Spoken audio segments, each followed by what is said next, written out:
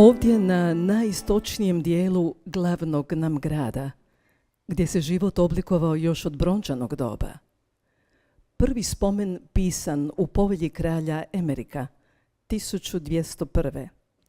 U središtu Sesveta, pod okriljem svih svetih.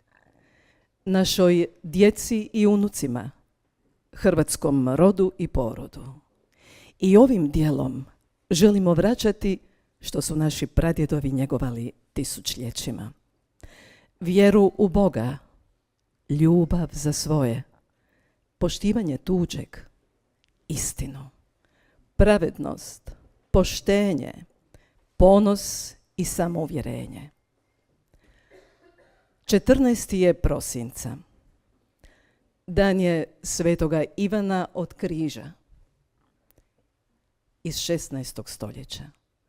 Crkvenog naučitelja, obnovitelja karmeličanskog reda, mistika, pisca. U povjesnici svijeta još je upisano 14. prosinca 1503.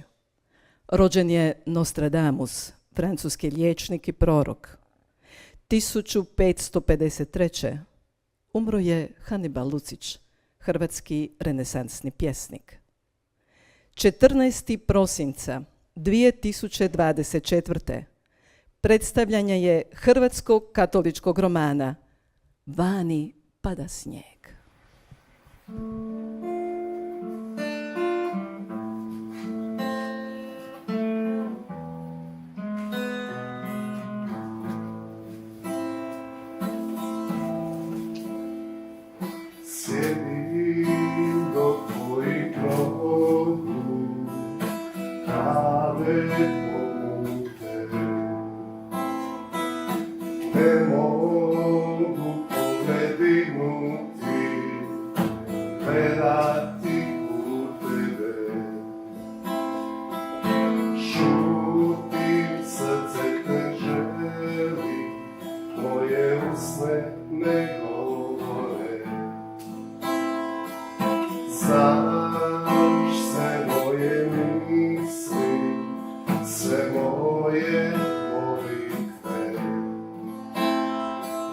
Samo dotakne i dodirnem ti daljine, moje srce bilo bi cijelo, sve rane bi nestale,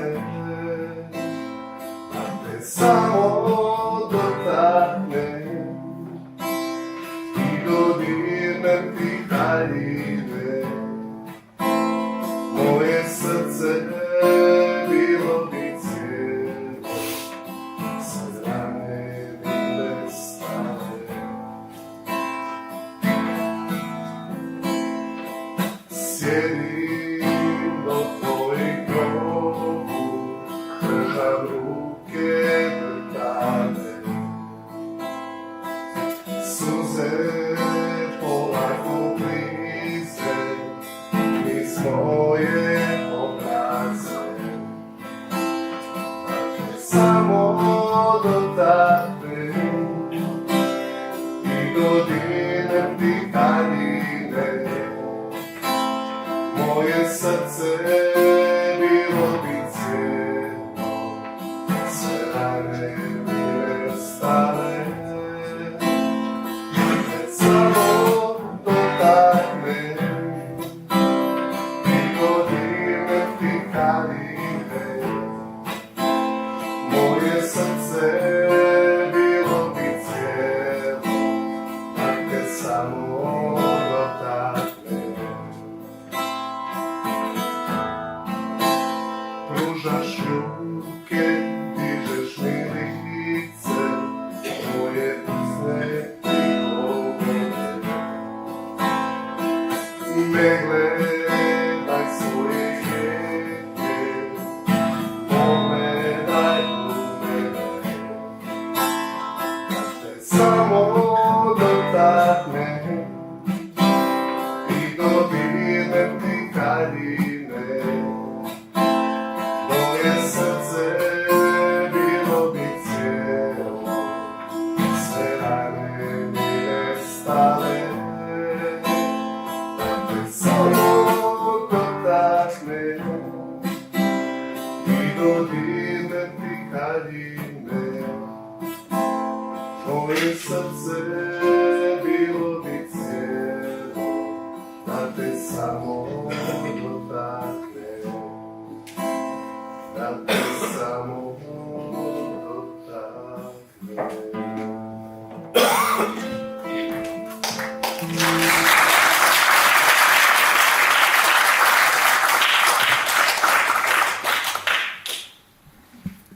Od iseljavanja Hrvata iz svoje pradomovine, Banovine Harovatije, kako su je sami zvali, još u prvoj polovici 5. stoljeća prije Krista, kada su krenuli na zapad prema Europi, prve dodire sa Svetom stolicom imali su već 641. godine, a pokrštenje Hrvata teklo je mirno i slobodno između 7. i 9. stoljeća. Premda, nažalost, u potpunoj neizvjesnosti što time čine, u ovom vremenu ljudske zabludnjelosti nebrojeni još uvijek kucaju o drvo. I da, slikovito rečeno, prevrtimo mnogo desetljeća našeg kulturnog djelovanja, ne bismo pronašli mnogo književnih dijela u Hrvata koji bi se mogli nazvati katoličkim romanom. Večeras, od ove večeri, od ovog dana kada vani pada snijeg, sjetite se ovoga trenutka. Jer pred nama je prvi hrvatski katolički roman. Predstavljači su poštovani jezikoslovac i književnik Ante Kraljević.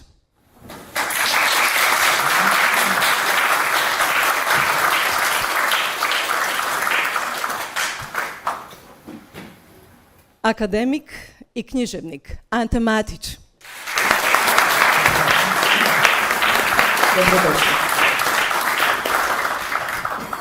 I autor romana Jozo Krajinović.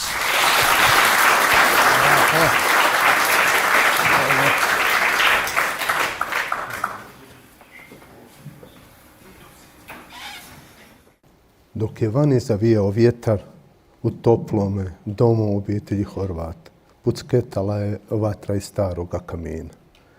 Kao neko siroče, sklupčao se mali Marko pokraj toploga kamina.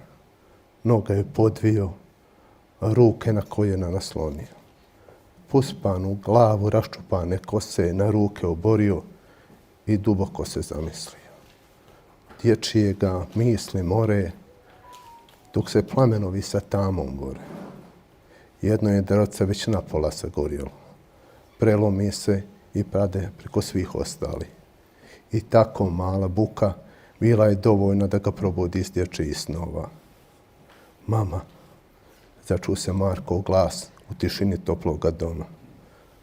Mama, ovaj put malo duži glas, kao da nešto moli. Ana Markova mama dobro je čula taj njegov vapaj. Čuje ga i onda kada uopće ne govori.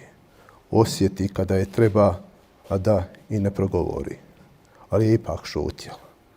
Znala je dobro šta je taj umiljati glas može značiti. Samo se malo nasmiješila i nastavila pripremati namirnice za večeru. Ali mama, ponovo će mali Marko.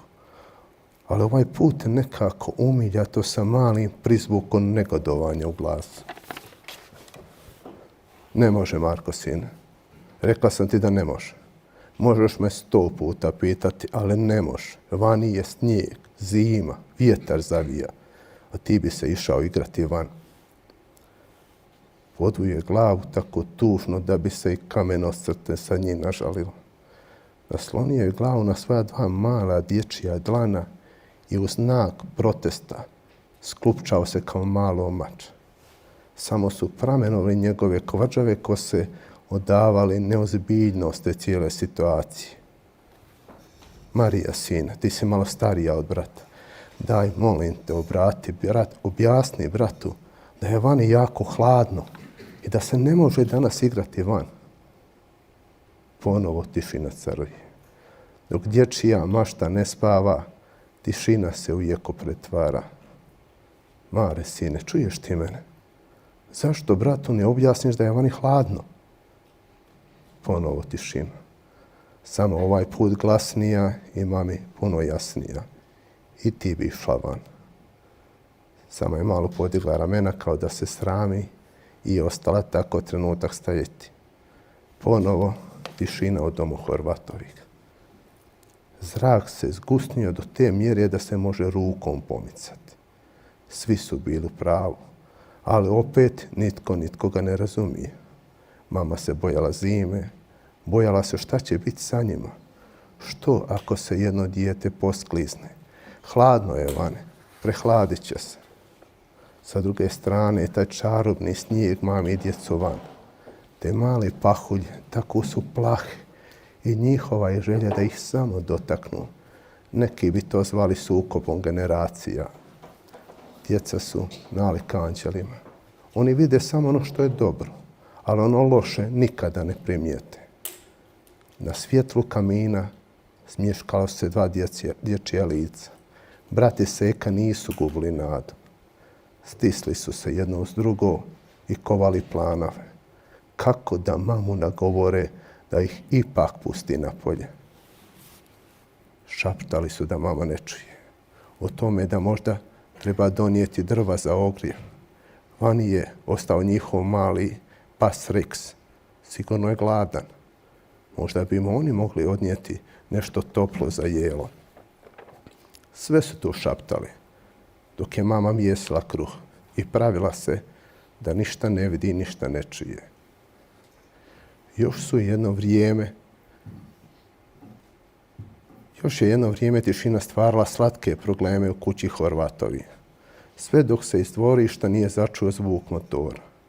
I čulo se kao da netko parkira automobil ispred garaže. Svega par minuta kasnije. Vrata se otvoriše i u kuću uđe Ivan, Marijin i Markov tata. Strese snijeg sa dugačkog zimskog kaputa, skinu kapu i reče: vani pada snijeg.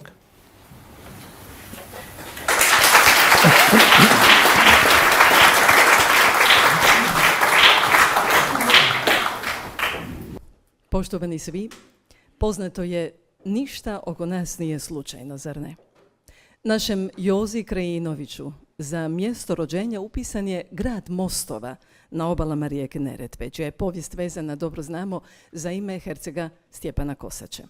No, obitelj Krajinović je iz Ljubuškog, na čijem je vrhu tvrđava koja se obično pripisuje hercegu Stjepanu.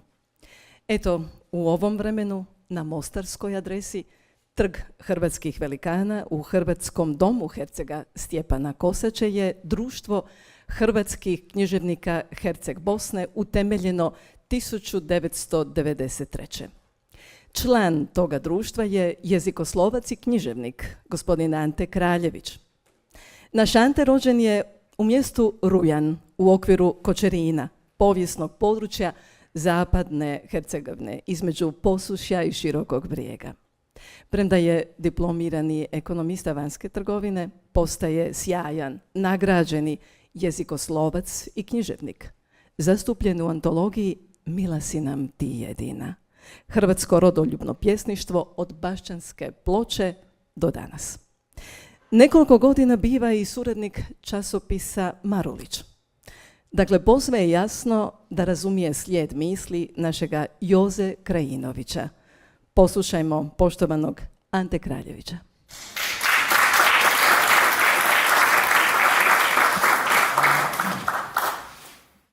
Dobar dan. A jutro sam ono osvanio snijeg, vjerojatno je to bio uvod.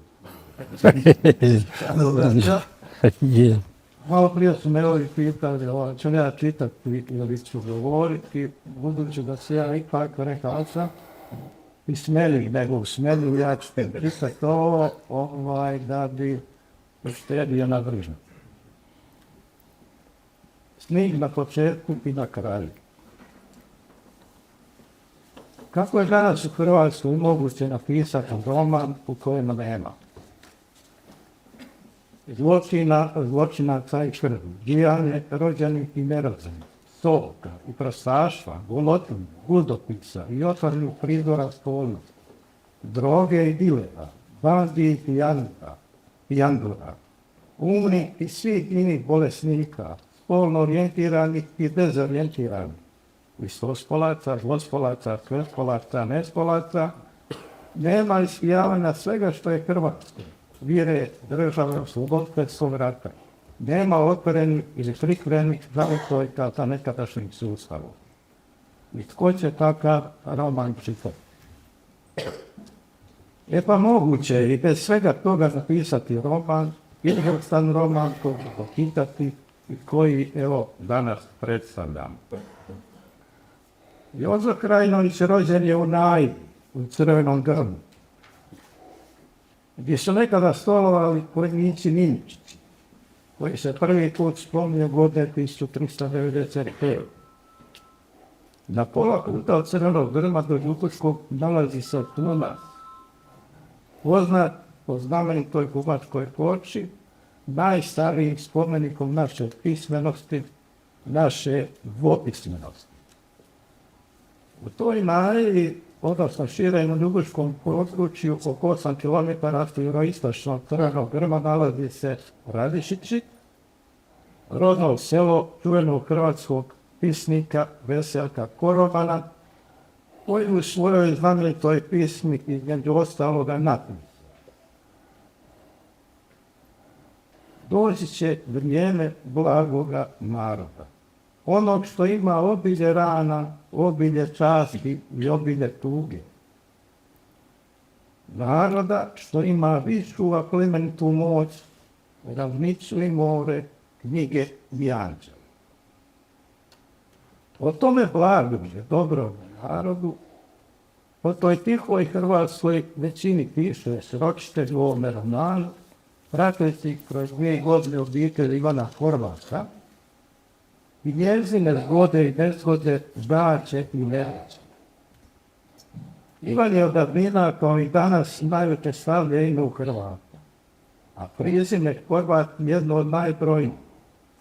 Pa se Ivan Horvat može uzeti kao inoslovka, metafora, one šutljive većine koje nema u javnom diskursu. Ta 4-člana obitelj, sa narodski rečeno normalna je hrvatska obitelj u miru s Bogom i svojom okolnosti. Obitelj koja nije uzrokom svojih nesreća, nego one dolaze kao što dolaze poplave i potresi, kao što grom, ko zna kakvim stjecajem neželskih okolnosti udari baš u tu kuću. A svijet se obitelji Horvat izokrenuo kada je mali Marko nesretno pao u obamrlost. Čitajući sve ono što se s Markom nakon nezgode događa, ne možemo se ne sjetiti Rejmunda Mudija, doktora ljuboslovlja i liječništva, u njegove knjige iz godine 1975. Life After Life, život poslije života, u kojoj se po prvi put na temelju tisuća doživljaja ispitanika iznose iskustva tih do smrti. Near death experience, zaprepašćujuće da svi ispitanici koji su bili po navodnicima mrtvih i po nekoliko minuta prolaze gotovo iste dnjonice od izlaska iz vlastita tijela, gledanja svog tijela u bolničkoj dvorani i liječničkog osoblja koje se trudi vratiti ga do života, do munjevika leta kroz nekakav tunel, kada mogu vidjeti slikopis cijelog svog života sa svim dobrim i lošim pojedinostima, do susreta sa, pod navodnicima, bićem od svitlosti, za kojeg neki kažu da je Isus, te do povratka duhovnog udara tijelo nakon što im je biće od svitlosti kazalo da još nije vrijeme da tamo ostanu, da se trebaju vratiti u ovostranost, da trebaju još raditi i sticati nova znanja. Ispitanike je uglavnom teško bilo nagovoriti da pričaju o tim iskustvima, jer nemaju riječi da bi sve to mogli opisati. I svi su nakon oporavka promijenili svoj život u svoj pogled. Nešto se slično događa i s duhovnim malim Markom, koji već u vrtiću, gdje je doživio nezgodu, izlazi iz svoga tijela i u pratnji anđela dolazi in excelsis. I sad se ovdje proširuje doživljaj tih do smrti. Jer Marko razgovara s anđelom Teofilom, druži sa sinim anđelima, susreće se sa Isusom nepjesivoj srci, ozračju ljubavi razgovara s Kristom. A sve to vrijeme za njegov se život bore ličnici u bolnici, prolaze dani, tjedni, mjeseci, a ništa se ne događa. Marko, priključen na uređaje, spava sa zamrznutim osmihom na ulicu. U kući Horvatovih nastavila se tuga i iščekivanje. Povremeno se gubi nada, ali ipak finja, i to ona nada, koja kaže da Bog svime upravlja i sve promiče. Nesreća nikad ne dolazi sama. Prate je njezine druge. Ovaj put je to Ivanov gubitak posla i sve prisutni vinčac ili korona. I tako Ivan diplomiran inženjer da bi za obitelj zaradio tek za kruh svakdašnji, počne raditi kao dostavljač pizza u udaljenoj gradskoj četvrti, gdje ne očekuje da će ga tko prepoznati. Tamo dobar čovjek upoznaje blage ljude. U ovome romanu i vremenske prilike i neprilike koje pisac znalački opisuje, kao da nagovišćuju dolazak sritnih i mesečnih razloga. Značajan dio opisu posvećen ozračju u kojem vlada sveprisutno ludilo uzrokovano koronom, bilo da se radi o bolnicama, ulicama i javnim priopćivanjima. Očito je da pisac opisuje i neka vlastita iskustva u tom ozračju, pogotovo ako se ima u vidu njegova u posljednjoj knjizi objavljena priča Moja korona i ja. Ovo je priča o dobrim ljudima, o supružnicima Ivanu i Jani, o njihovoj dici Mariji i Marku, o Toni, doktoru Šariću, Štefu, Praluki i sestri Voni. Ali dosadan je i jedan loš da uveća nesreću. Možda mu je u romanu slučajno ime Lucija, ali treba imati na umu da latinsko lux lucis i u korijenu, da je i u korijenu Lucifera, onačkih svjetlonoše, upakao Pavlog arkanđela koji se poklonio protiv Boga. Ovaj roman pisan u običajnom, rekli bismo, baštinjenom slovu ili stilu. Pisac ne izvodi sloške pokuse, niti potpada pod jeftine dosjetke jezične kalambure i usiljena višlognača. Jezik mu je čist, a rečenica jasna i nedvosmislena. Na mnogo se mjesta naiđe da neočekivane nudoslovice, kao na primjer. Što je nebo tamnije, to su zvijezde sjajne. Ili gotovo svi nose maske, ali su maske mnogima pale s lica, one duhovne maske. I sada se karakter svakog čovjeka jasno podcrtava. Ili srce u našem tijelu kao Božje prijestolje i mala ambasada duha. Mala ambasada neba. Ili na kraju, kaže da su znanstvenici dokazali da Bumbar do svoje težine ne može letiti. A pošto Bumbar to ne zna, to on ipak uvijek. Ovaj roman kao je sve što je dobro i na oposu, domaćim razlikanim žutim priopćivanjima biti naravno prešućen. Nekada je glavna postavka novinarstva bila, a ja sam nekad počeo studirati novinarstvo i sva sreća da nisam tamo ostao, pa sam to zapamtio. Da se u naslovu i pod naslovu kaže ko, gdje, kada, kako i zašto. To je najfamozni file. File, tako nekako. A današnje novinarstvo možemo nazvati klik novinarstvo. Jer je klik Bog koji njima upravlja i kojima je sve potrebno. Svaki je novinski članak na vlakuša da se klikne na sadržaj, nakon čega vam salete skočnici ili promidžbeni kolačići gori od osjećih komara. Toliko o ovom novine. Papirnate novine kupuju samo krčme, ne bi privukle duže zadržale goste. Osim toga, u Hrvatskoj postoji tek 5-6 književnika. A o onih preko 500 skopisa društva hrvatskih književnika ništa se ne zna. Nisu podobni, ne postoje. Što se događa u obitelji Horvat na kraju ove priče o borbi dobra i zla, nije prikladno ovom zgodom govoriti da se ne bi iznevjerilo očekivanje i umanjio čar čitanja. Dostatno je kazati da ovaj roman počinje sa snigom koji pada, koji je napadao i koji smo skloni prispodobiti čistoći, nevinosti, ljubavi, miru i tišini. I završava s drugčijim snigom, nisam sitnih ledaca vode, nego onim snigom, onom bilinom koja prekrije zemlju, kada bile latice svitova padaju najavljujući proljeće. Između ta dva sniga odvijava se i običan i neobičan život. Vrijedi o njemu pročitati. Hvala.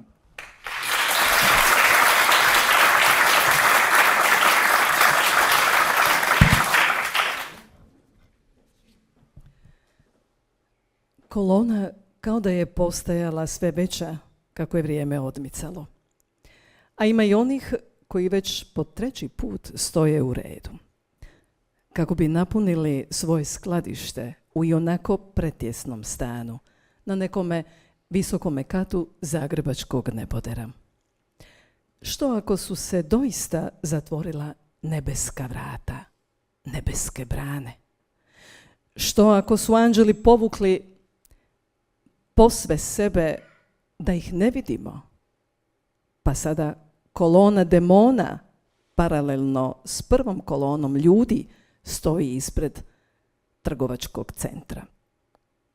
Izmišljaju svakakve spletke kako bi zavadili ljude.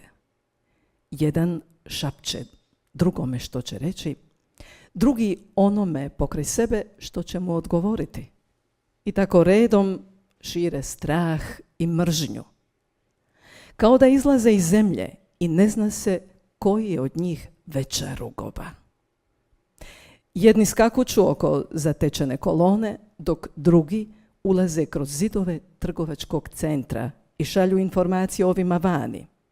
O tome čega sve nema na policama trgovine, a samo s ciljem da prouzroče što veću mržnju. Kada osjete da je netko slab, po 3 ili 4, najedanput se obore na njega.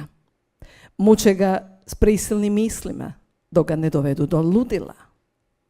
Kada padne i plane na druge oko sebe, skakuću od sreće i valjaju se po podu od ludila.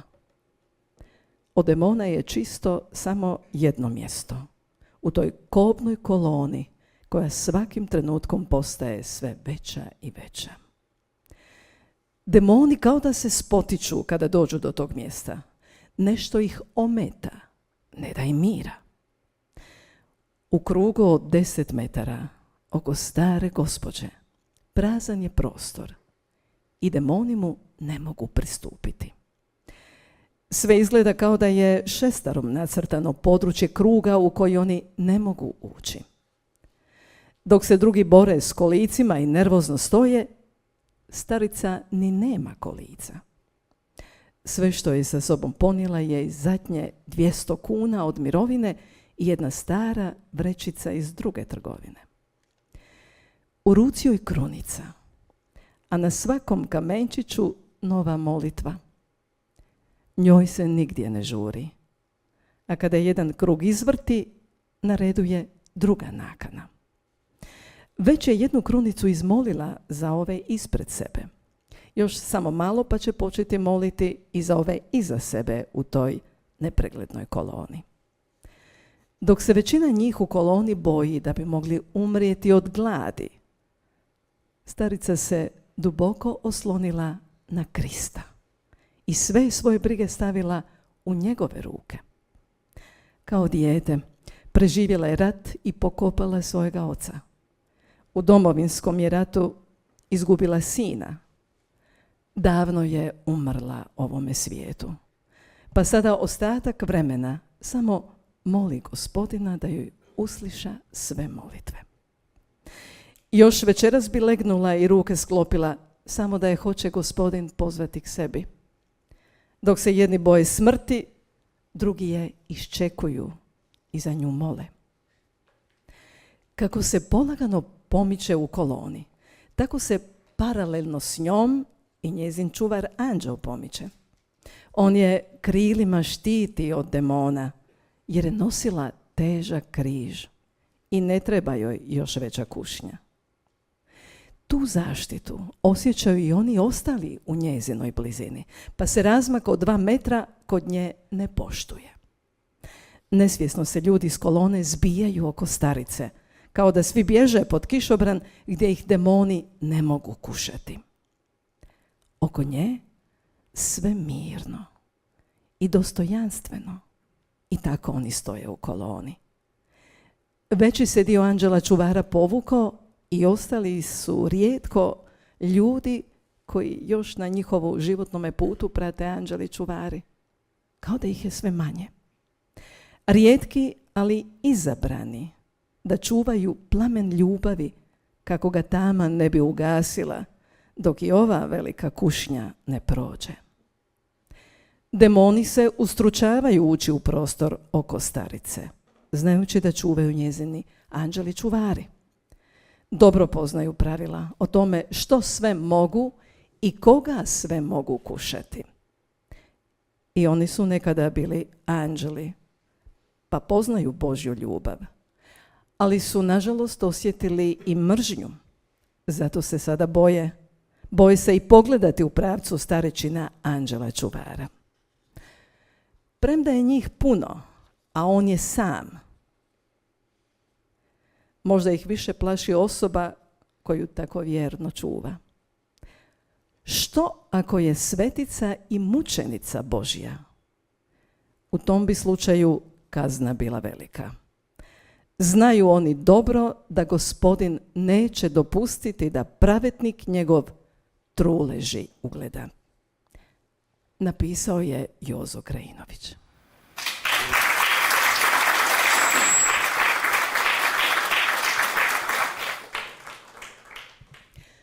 Mnogo izvanih, ali malo izabranih.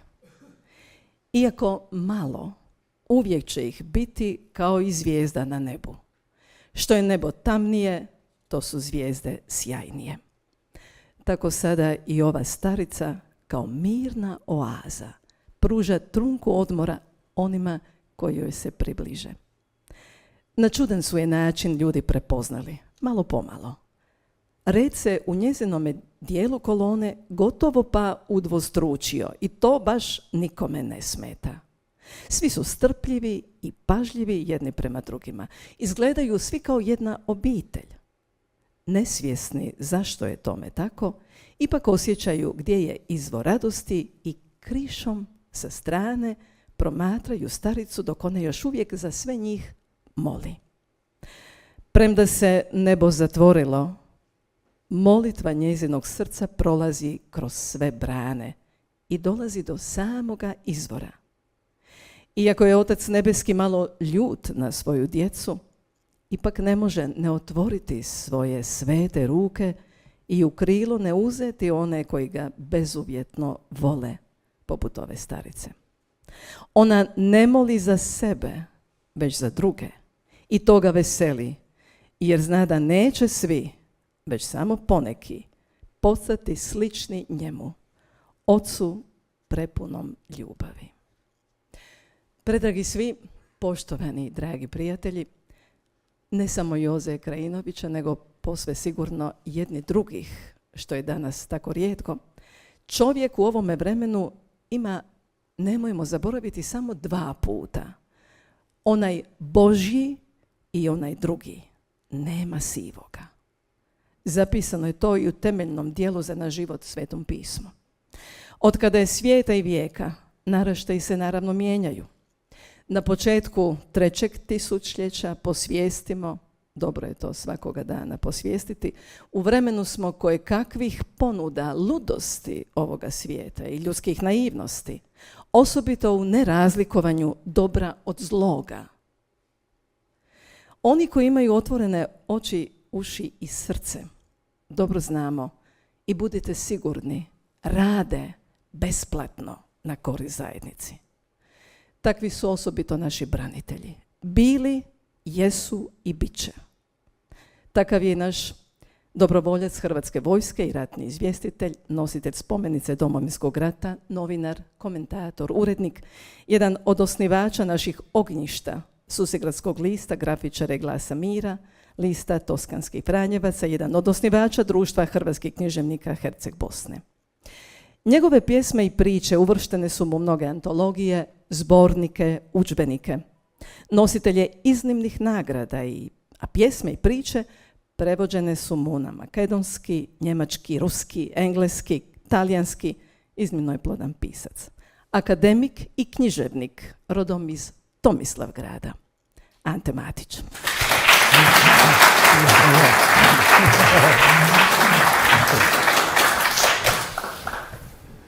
Valjen Isus i Marija. Uvijek, Ante, ovaj. Ovo je malo deblji. Vi ste čuli za Pasternaka. On nosi rukopis doktor Živago. Urednik je bio Igor.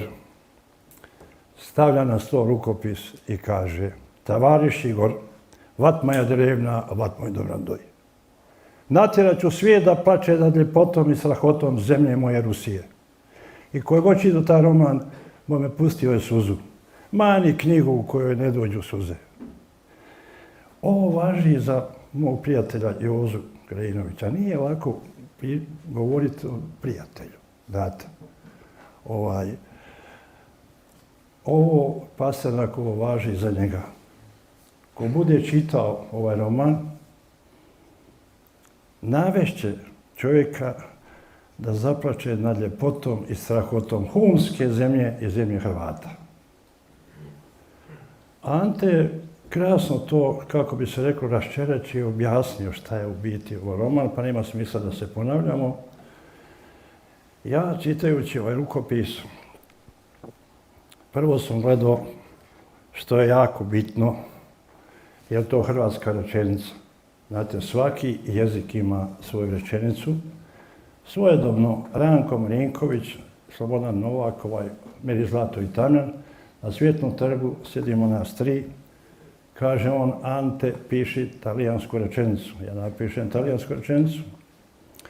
On napiše francusku, a ovaj ne piše njemačku. Novak, autor Miri Zlato i Tamjan. I kaže, kako mene Ranko zvao Discipulus, kaže, sad dobro pogledaj gdje koja riječ stoji u rečenici. Ne postoji nijedna hrvatska rečenica gdje je glagol na kraju, za razliku od njemačkog jezika. Jozo Krajinović ima čistu, bistru hrvatsku rečenicu koja je pitka ko mlijeko materino. Opis ljudske duše, nutrine, je fantastičan. Zašao je duboko unutra, u ljudsku dušu, u svakog svog junaka u ovoj priči. Opis krajolika je zbilja izvanredan. Opis, i to sitnice neke koje su tako, izgledaju nebitne, u njegovom romanu, u njegovoj priči postaju bitne. Da ja ne bi dužio, znate, ovaj roman, eto, ja sam ga nazvao katoličkim romanom, jer je Živago je pravoslavni roman.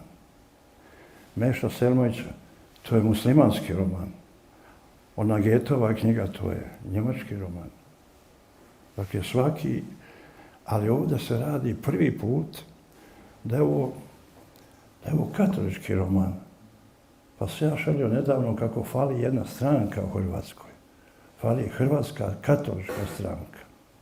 Iako je nas 84% katolika u Hrvatskoj.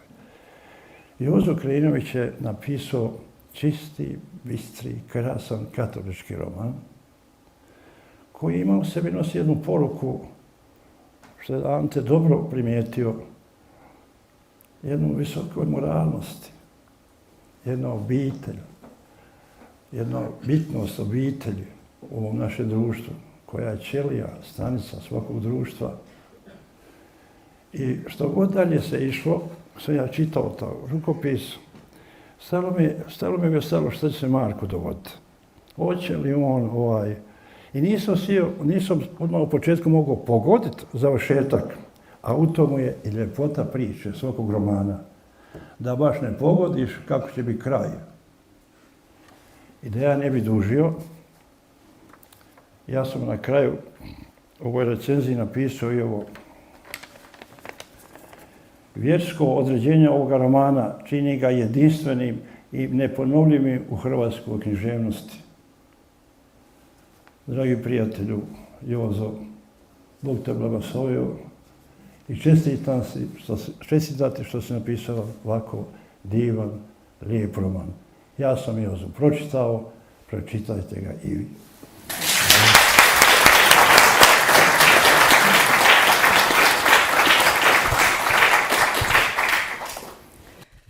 Tekst će čitati prijatelj Ivica Markota.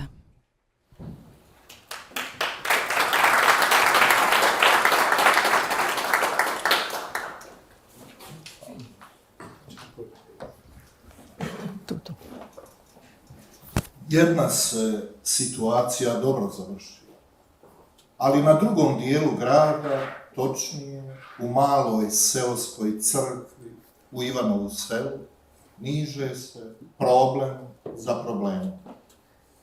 Fra Luka već 3. put ulazi u sakristiju, nadajući se da će se sjetiti pošto je došao. Nije mu nimalo svejedno i pazi da ga Fradario ne primijeti. Što da mu kaže? Možda to da se svakoga trenutka sve teže snalazi. Pođe po jednu stvar, a usput zaboravi druge dvije. Moram se sjetiti, moram. Nema mi druge i nema mi pomoći. O Bože moj, pomozi mi. Barem tebi mogu sve reći, Gospodine. Tijelo me slabo služi, ali to me ne brine. Muči me ova pamet koja me svaki dan sve više napušta. Još je jedno vrijeme sjedio na malom stolcu sa Kristi. Išao bi van, ali mu nešto ne da. Dobro mu je ovdje. Čak se i ugodno osjeća. Nije mu više bitno što se ne sjeća pošto je došao. Bitno mu je da je pronašao mir. Malo sklopi oči kao da će zaspati, pa se samo tren nakon toga zagleda kao da nešto traži po prostoriji. Tiho je ovdje, toliko tiho da možeš čuti vlastite misli.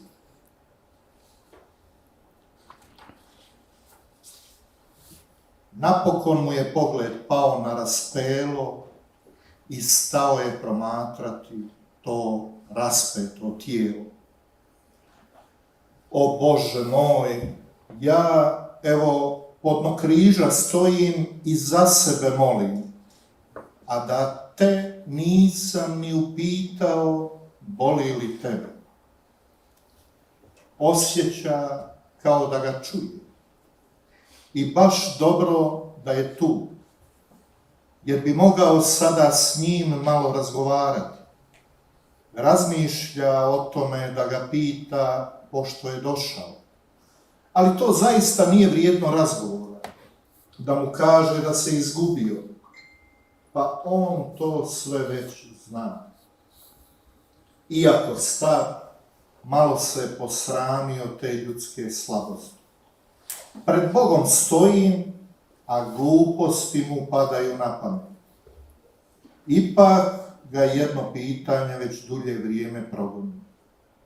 Svako jutro kad se probudi, sve se manje sjeća onoga od prošle večeri.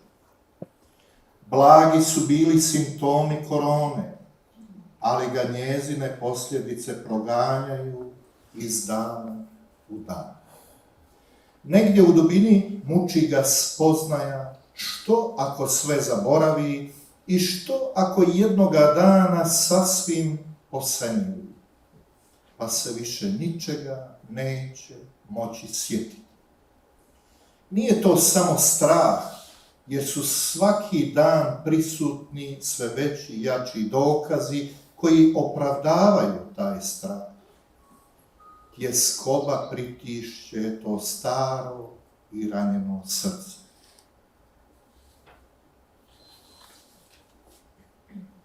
Uvijek je bio skromniji sluga Božji i uvijek se samo molio za njegovu volju. Zar da mu se sada imati? Molio bi za razum i da mu se pamćenje razbistri, ali ne može. Nešto je jače od njega. Vjera i pouzdanje u Gospodina ne daju mu ni da jednu riječ progovori. Tako je sada siguran da ga sluša i sve čuje. Dok mu se duša bori, tijelo je prvo popustilo. Pao je na koljena i ispustio prve suze. O Bože moj svemogući, u Tvoju se volju uzdam i zato Ti svoje želje ne govorim. Ipak Te samo jedno molim, Gospodine moj, ako mi je suđeno da izgubim razum i više se ničeg ne sjetim, neka mi ova molitva bude zadnja želja.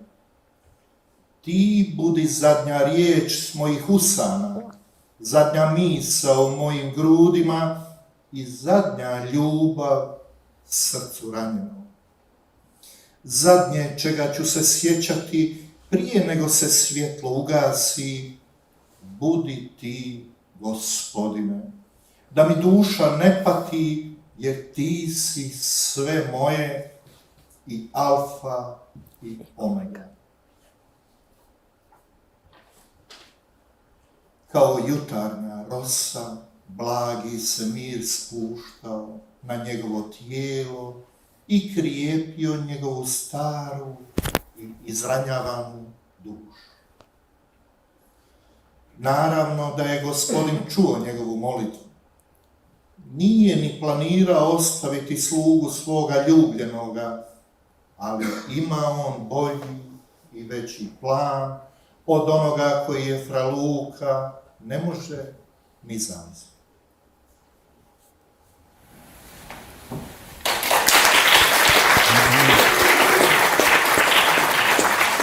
Hvala dragom prijatelju Ivici Markoti, dragoj obitelji Krajinović i dragim prijateljima Matko, Dalibor, Hrvoje. Dakle, mnogo je dragih prijatelja, ali jedan je poseban jer je Bog dao njemu glas za pjesmu, duhovnu. S nama je i Josip Čulumović. Hvala lijepo, Josipe. Jer svako djelo lakše i ljepše ostvariti, drage prijatelje. Evo što je zapisano. Zatrpani smo sa svakakvim šundom i smećem, pseudoknjiževnosti koja gleda samo kako zaraditi, ugoditi moćnicima koje podilaze niskim strastima. Stoga jedan ovakav roman koji donosi zdravu normalnost, sažetu u geslu Bog i Hrvati, ima pravi revolucionarni naboj koji budi, oplemenjuje, pokazuje da je svjetlo jače od bilo kojeg mraka. Nadam se da će ovo djelo, unatoč svim svojim ograničenjima, biti ohrabrenje drugima da se kane kukanja i pridruže onima koji samoprijegorno obnavljaju neprolazni Božji poredak. Zapisao je za knjigu profesor dr. znanosti don Josip Mužić. Hvala mu. A znate svi, poštovani, prema Božjem planu zapravo, a zbog ljudske izdaje svega normalnog, zli je pušten s lanca. Pa valjda nismo slijepi ni gluhi da to ne primijetimo. Dakle, mi smo u duhovnom boju najprije, premda se ratovi odvijaju oko nas, ali što možemo, zapisano je tako. A tko zna što slijedi. Dakle, o onom drugom boju koji se odvija u nama nećemo ni govoriti. Dakle, tko ima uši, neka čuje. Stoga su nam važni svjedoci vjere, molitve i djelovanja. Čovjek, naravno, poznato je, ima potpunu slobodu, pa ti čovječe biraj. 1868. mnogi su odabrali kako i gdje djelovati prema pravilima koje je odobrio i potvrdio kardinal Juraj Haulik. Tako je nastalo Hrvatsko književno društvo Svetog Jeronima, katoličko društvo. A naš vrijedni i odani poduzetnik s darom pisanja postaje njegov član. Pjesništvom se bavi od mladosti. Član je društva Napredak i društva Sveti Jeronim. Uređuje i vlastiti internetski portal i YouTube kanal na kojem recitira vlastitu poeziju. Poslušajmo ga.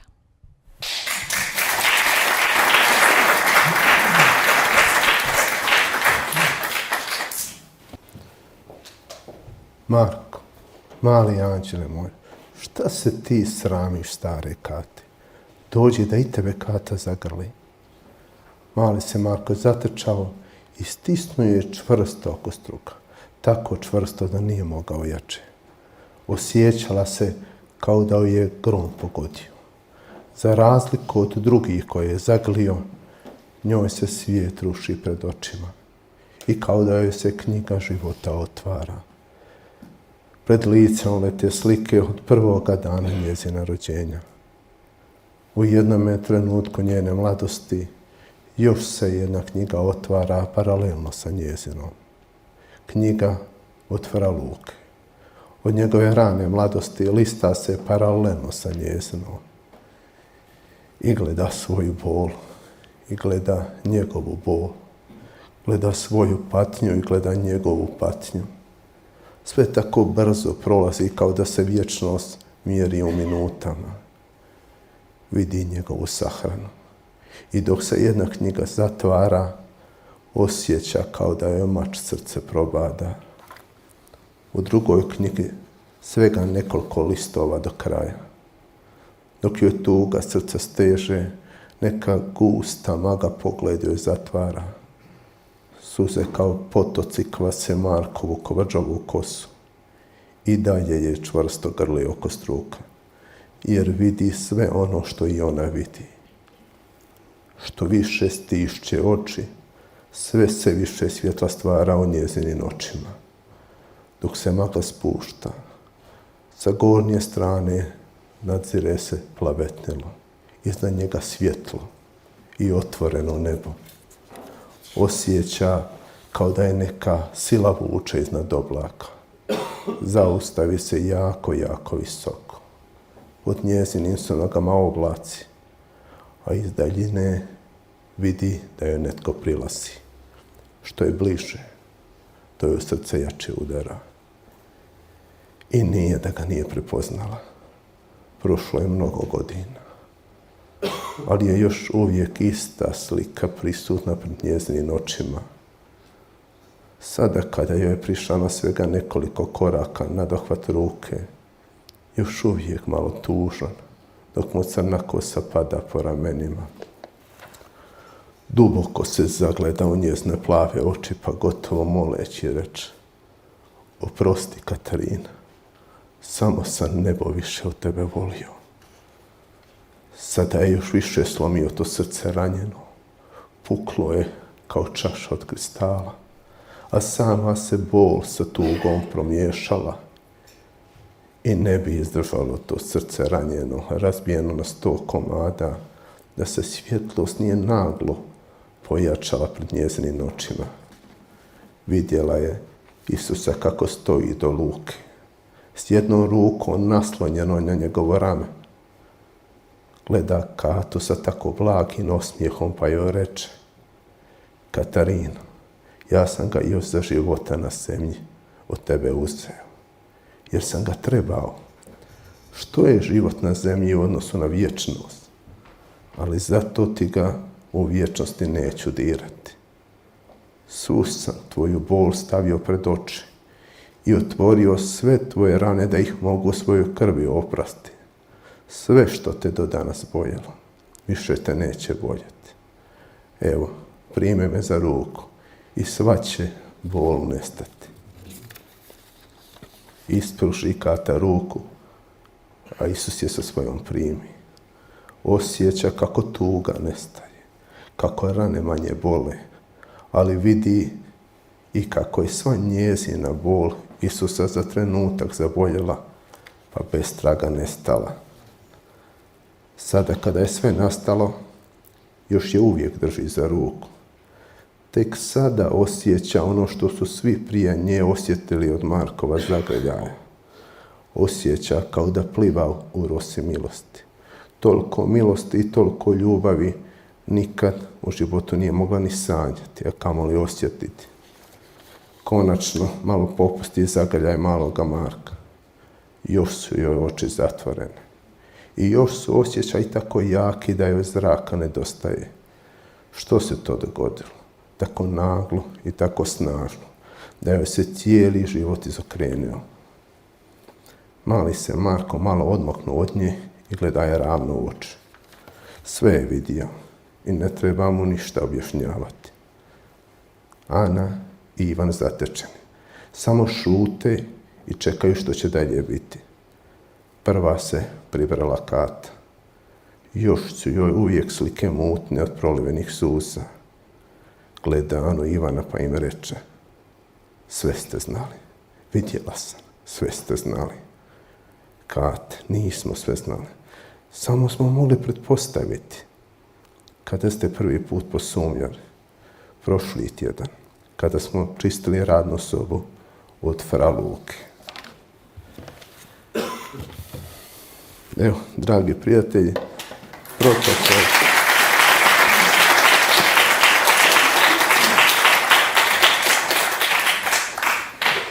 Ono što je protokol naložio, tu smo pri kraju, sad vas mogu sve skupa zajedno pozdraviti. Sad se ne moram držati pravila i zato ću vam biti direktan. Ovaj roman je jako čudan. Ja sam pročitao brdo romana. Većina mojih prijatelja književnika kad radi jedan ovakav roman, onda napravi neki red, raspored, sadržaj, drži se detalja. Biću vam iskren, ja nisam znao ništa. Ja sam napisao naslov, za početak vani pada snijeg i kažem se, Bože moj, koji je to glup naslov, ali računam, kad završim roman, promijenit ću naslov, to je najmanji problem što me more goniti.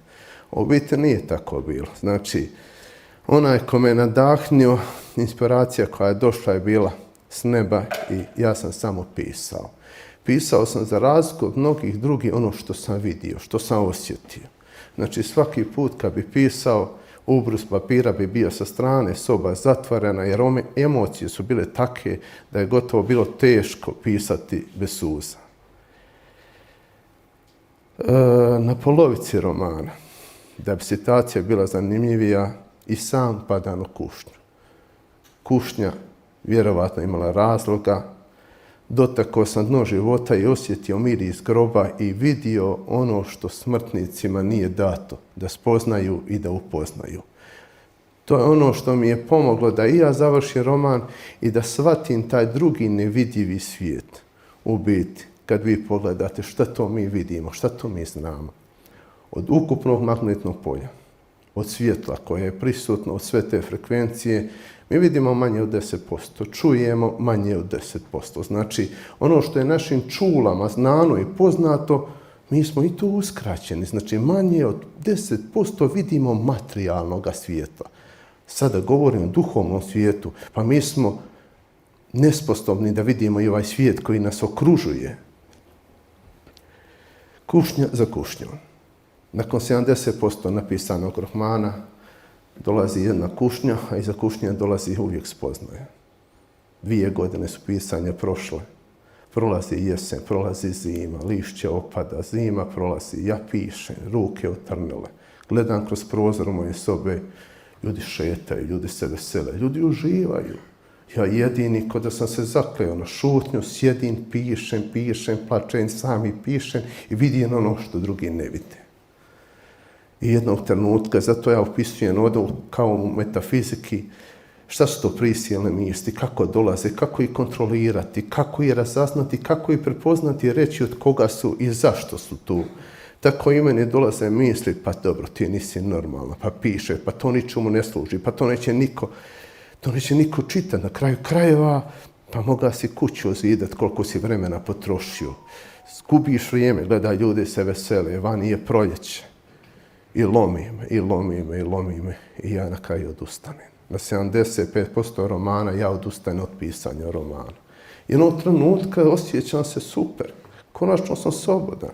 Subota, ja mogu hodati gdje hoću, nedjelju, baš me briga. Nema nikakvih obaveza. I traje to jedan tjedan. Pustili su me kušnje, jer taj što šapče sad je zadovoljan, slomio me. I prolazi drugi tjedan, ali dolazi treći tjedan. U meni se neki nemir uvukao. Ne znam šta se dešava. Imam osjećaj, nešto me proganja. Kao da sam ja ubio Anu i Ivana. Glavne likove u ome romanu. Kažem, Bože moj, pa jesam ja normalan. Kako ću ubiti ljude koji ne postoje? Kako da budem odgovoran za nešto što sam izmislio, što uopće nije živo? Ali kušnja ne prolazi i tada osjećam da sam ja ipak kriv jer su oni mrtvi, jer ja nisam roman završio. Tek kad roman završim, oni će doista biti živi i tada sam ja slobodan. I vidim, neće me pustiti, nema drugog izbora, završit ću pa kako go bude, bar da svoju slobodu dočekam. I tada ona dolazi spoznaje. Pazite ovo, ako sam ja toliko bio spreman patit za Anu i Ivana, izmišljene likove u mom romanu, tek tada shvatim koliko je Bog za mene više patiti. Ja koji jesam, ja koji živim, ja koji postojim, moje ime piše na njegovim dlanovima. Tek sam tada shvatio, pa i sama ta patnja križa ima svog smisla. Prolazi kraj, dolazi Uskrs, konačno sam slobodan, sve sam završio. Jedno vrijeme me nemir više ne obuzima i jedan dolazi tisak. Dolazi tisak, problemi za problemima, ne znam je li mi tu i prijatelj koji mi je radio tiskaru. Dogovorim se 4. prosinca, treba izaći knjiga, njima se linija sruši. Prije toga moram vam reći, na prelomu traže da potpišem kontrolu tiska, ja otvaram odmah 4. stranicu, ne piše IHS, nema moga Isusa. Rekao sam, neću knjigu, vrati nazad. Isprave to, prošlo 5 dana, njima se linija srušila. Ja ne, Bože, šta sad opet me kukaš? Ali nema veze, izdržat ću to. Poprave liniju, prošlo još 5 dana i ja sanjam jedan san, čudan san. Ja, supruga i 2 djece idemo u jedan grad, vlakom putujemo kod jednog prijatelja u goste. Dolazimo u kuću njegove supruge. Sve izgleda super, sve bajno, divno, ali moja kćer gleda u mene i kaže, tata, vidiš, pa vidim sine, ali šuti, u tuđoj smo kući. Njegova supruga ima uši 20 cm velike, obrve 4 cm debele, lice nalik životinje. Ali mi smo u tuđoj kući, nije sad kulturno opisivati kako izgledaju. I nije tu problem, mi smo taj dio svoj iznijeli, izlazimo vani, hodnik je velik, s lijeve strane ulaz na vrata, ja idem prvi pred mojima, vidim ulazi čovjek, na njemu kapuljača, krupan, velik, lice mu podvijeno, ne mogu ga prepoznati, ali osjećam u svojim mislima da je to otac obitelji u čijoj se mi kući nalazimo. Prolazi kraj mene podvijene glave, nije nas pozdravio, malo mi neobično. Iz čiste radosnosti ja se okrećem, da vidim tko je taj čovjek. U istom trenutku se i on okrene. Kad tamo demon, Sotona, rogovi 20 cm veliki, lice užasno, da se smrzneš kako pogledaš, uhvati mi roman i hoće da mi ga istrzne iz ruke. I vidim jači. Klizi knjiga, ostalo još 2 centa, ja vapim, Isuse, pa odnese mi knjigu, pa daj mi snage i ostalo još 2 centa u mojim rukama i ja se trznem iz sna. Prošlo 2 dana, opet knjige nema. Znači ja sam knjigu dobio u sridu, 2 dana prije ove promocije. Zato vas je danas i manje. Ja sam već bio u kušnji da svima kaže nema promocije, odustaćem. Danas samo mogu reći, kad prođe ova promocija, da sam konačno i ja slobodan. Knjiga će tad biti u vašim rukama. Ja, hvala Bogu, mogu počiniti. Pročitat ću vam samo kraj romana da vidite kako ipak završava. Marko, sine, hvala Bogu da nisi više tužan, a tako sam se za tebe bojala. I tata se zamislio. Cijelu je noć na krevetu prosjedio. Marko, sine, svi smo mi tužni kada si ti tužan.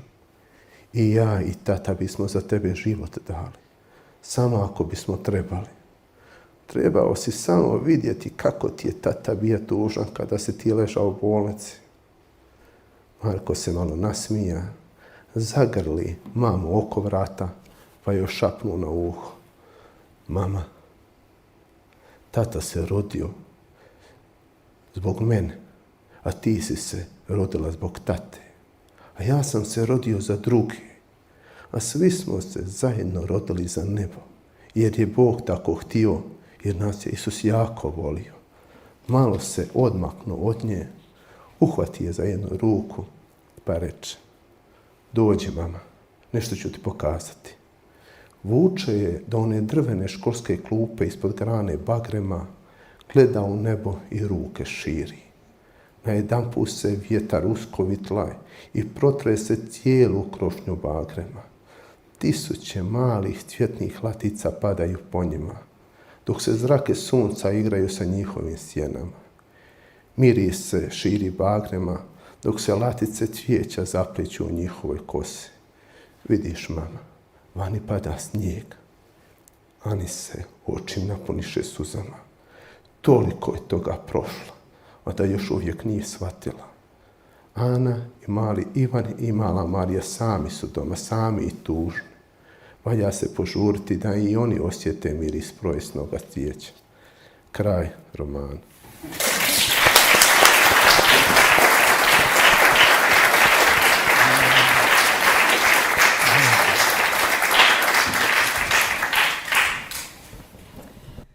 Ovdje na najistočnijem dijelu glavnog nam grada. Našoj djeci i unucima, hrvatskom rodu i porodu. I ovim dijelom, dragi svi, želimo vraćati što su naši pradjedovi njegovali. Na dan Svetoga Ivana od Križa, 14. dan mjeseca prosinca 2024. predstavili smo hrvatski katolički roman Vani pada snijeg.